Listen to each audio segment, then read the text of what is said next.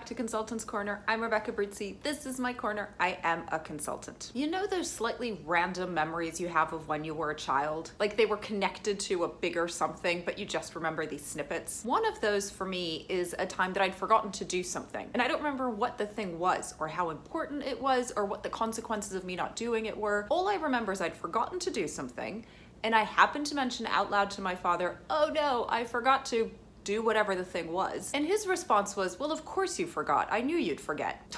How? How do you think you knew that? And he said to me, "Because you didn't write it down." And it was true. I hadn't written it down. I just thought I'd remember to do it. I didn't write it down. He was right.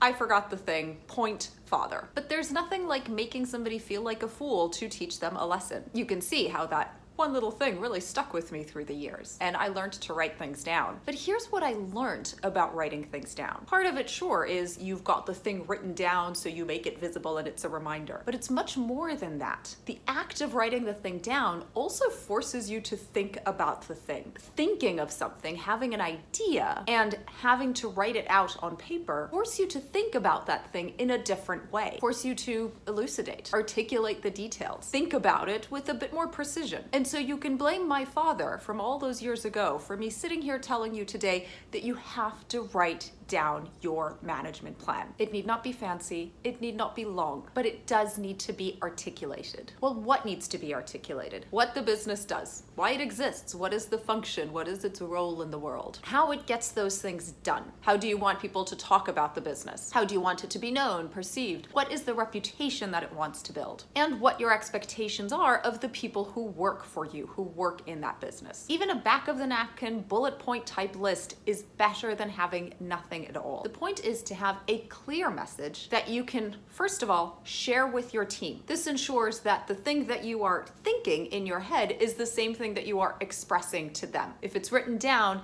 it's easier to do that, to explain it to them and allow them to ask questions. And if they're unsure about something, when it's written down, they can point back to it and ask you about that. It also means that you can be challenged on what you've written down. Writing it down is a certain form of commitment. You're putting it on paper. It doesn't mean that you can't erase it and write something new. And in fact, you should be doing that when that's the best course of action. But it does mean that you can't say, "Oh no, that's what I meant all along." You have to actually recognize that something needs to change, either in the decision itself or in the way you expressed it. So being challenged and being forced to defend is still part of getting everybody on the same page, making sure that the things that you are expecting of your employees are the same things they know that they're supposed to be doing. And finally, already referred to, you can reference it and you can change it. It is actually easier to change something that is written down than something that is just a concept or idea. How so? Once it's written down, it is more concrete. Well, that's the whole point. If you do need to make a change, you can go back and say exactly what that change is, why it is required, and what the new decision is, what the expectation is with that change. If all of this is just in your head, it doesn't get communicated appropriately to the people who are working with you and for you.